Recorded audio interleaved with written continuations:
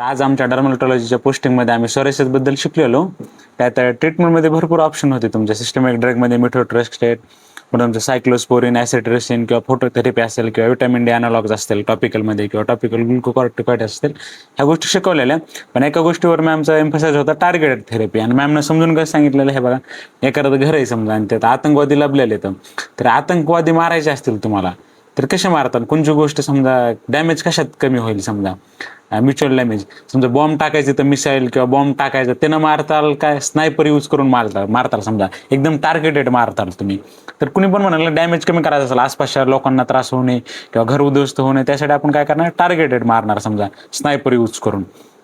तर असंच आहे, जी टार्गेटेड थेरपी ना, ही फक्त तुमच्या बॉडीला बाकीच्या गोष्टींना जास्त डॅमेज करत नाही. ज्या गोष्टीमुळे सोरायसिस व्हायला एकदम जे रूट कॉज असतो ना, समजा तुमचे TNF अल्फा असेल किंवा इंटरल्युकिन 17A किंवा इंटरल्युकिन 23, तर ह्या गोष्टींना हे करतात हे ड्रग, त्यांना आपण समजा टार्गेट थेरपी म्हणतो.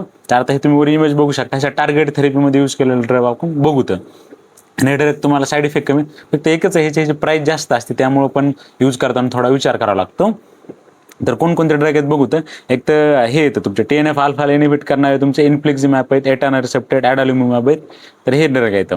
पण अजून बघा, तुमच्या इंटरल्युकिन 17ला इनिबिट करणारे सेकुकिनुमॅब आणि एक्झिक्युमॅब, तर ह्या सगळ्या मोनोक्लोनल अँटीबॉडीज येतात.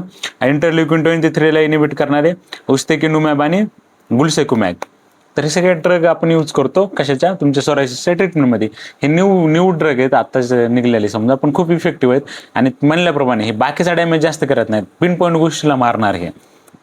तर कोण TNF अल्फा इनिबिटर, इन्फ्लिक्झिमॅब, एटानरिसेप्ट, ॲडालिम्युमॅब, हे तुमच्या रोमॅटॉइड आर्थरायटिसमध्ये पण आपण यूज करतो. इंटरल्युकिन 12-23ला इनिबिट करणार उस्तेकुमॅब, इंटरल्युकिन 23ला फक्त गुसेलकुमॅब, आणि इंटरल्युकिन 17ला सेकुकिनुमॅब, इक्सेकुमॅब आणि बोर्डोलुमॅब. हे ड्रग लक्षात ठेवू शकता, किंवा हे भारी ड्रग आहेत सोरायसिसच्या ट्रीटमेंटमध्ये यूज करताना.